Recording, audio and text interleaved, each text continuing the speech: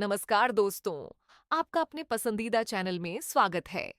यहाँ आपको ऐसी मजेदार कहानियां मिलेंगी जिन्हें पढ़कर आप अपनी हंसी नहीं रोक पाएंगे। तो चलिए शुरू करते हैं आज की कहानी। अरे बिद्दू, आज घर में बहुत काम है। आज तुझे स्कूल जाने की जरूरत नहीं है। लेकिन दादी, आज तो स्कूल में मेरा टेस्ट है। अरे एक दिन स्कूल नहीं जाएगी तो ऐसी कौन सी तेरी कलेक्टर की पढ़ाई छूट जाएगी। वैसे भी मैं देख रही हूँ आजकल तो बड़ी ढीठ हो गई है। अपनी दादी की बातें सुनकर बिंदु नाराज हो जाती है। तभी उसकी माँ कहती है,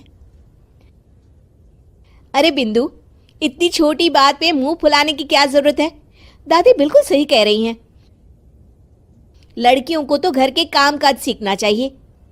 अरे बहू, रमेश के लाड़ प्यार ने इसे बिगाड़ रखा है। कम से कम तू तो मेरी बात समझती है। अच्छा, मेरी पूजा का समय हो गया है, मैं पूजा करने जा रही हूँ। इतना कहकर रमेश की माँ वहां से चली जाती है। इस तरह बिंदु की दादी और माँ दोनों अक्सर उसे घर के कामों में ही उलझा कर रखते थे।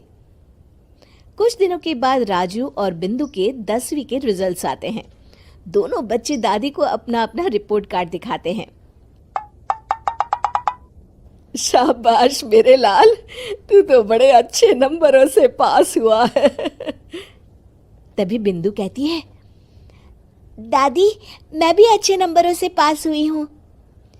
रमेश की माँ बिंदु को अनदेखा करते हुए कहती है, हाँ हाँ ठीक है, अभी यहाँ खड़ी क्या कर रही है, सुन लिया मैंने। जाकर मेरे लिए चाय बना कर लिया। बिंदु उदास होकर चाय बनाने किचन में चली जाती है। तभी राजू कहता है, दादी, मैं क्रिकेट के कोचिंग सेंटर में एडमिशन लेना चाहता हूँ। अरे वाह राजू बेटा, ये तो तूने बड़ी अच्छी बात कही। तू कल ही अपना एडमिशन करा ले, जितनी भी फीस होगी मैं दे दूंगी। अरे एक दिन मेरा पोता विराट कोहली बनेगा। इस तरह अक्सर रमेश की माँ अपनी पोती बिंदु के साथ दुर्व्यवहार करती थी। कुछ दिनों के बाद रमेश की माँ और उसकी पत्नी दोनों सास बहू मिलकर राजू का एडमिशन अच्छे स्कूल में करवा देते हैं, लेकिन बिंदु का एडमिशन नहीं करवाते। इस बात से नाराज होकर बिंदु अपनी दादी से कहती है, लेकिन दादी, मुझे भी आगे की पढ़ाई करनी है। अरे क्या करेगी आगे की पढ़ाई लिखाई करके, हैं? आज से ये पढ़ाई का भूत अपने दिमाग से उतार दे। इतना कहकर रमेश की माँ वहां से चली जाती है। उस दिन के बाद से बिंदु की पढ़ाई हमेशा के लिए छूट जाती है और उसकी दादी उससे घर के सारे काम करवाना शुरू कर देती है। इस तरह उसका सारा दिन घर के कामों में ही बीत जाता था। कुछ दिन बीत जाते हैं और एक दिन रमेश छुट्टियों पर घर आता है।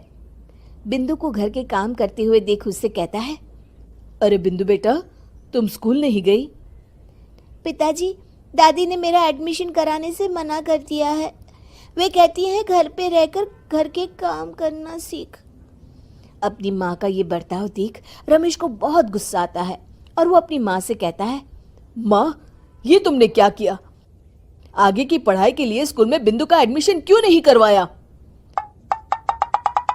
अरे बेटा, लड़की जात है, ज्यादा पढ़ लिख कर क्या करेगी। वैसे भी शादी के बाद तो इसे घर के ही काम करने हैं ना। तुम किस जमाने में जी रही हो माँ? अगर कल्पना चावला के घर वाले भी तुम्हारी सोच के होते तो क्या वो पूरी दुनिया में हिंदुस्तान का नाम रोशन कर पाती? इसका स्कूल छुड़वाकर तुम इसका भविष्य बर्बाद कर रही हो, लेकिन मेरे रहते ऐसा नहीं होगा। बिंदु बेटा, कल ही तुम्हारा एक अच्छे स्कूल में एडमिशन करा दूंगा। तुम जितना चाहे उतना पढ़ो। मेरे होते हुए तुम्हें किसी बात की चिंता करने की जरूरत नहीं है। अपने पिता से हौसला पाकर बिंदु खुश हो जाती है और कहती है, जी पापा, मैं खूब मन लगाकर पढ़ाई करूंगी और बड़ी होकर डॉक्टर बनूंगी। ये हुई ना बात। शाबाश मेरी बेटी।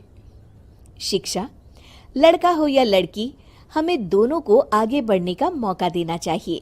तो दोस्तों, मुझे उम्मीद है कि आपको कहानी पसंद आई होगी। अगर आपको पसंद आई हो तो कृपया सब्सक्राइब करें और मजेदार कहानियों के लिए बने रहें। मैं आपसे एक नई कहानी के साथ मिलूंगा। तब तक हंसते रहिए। अलविदा।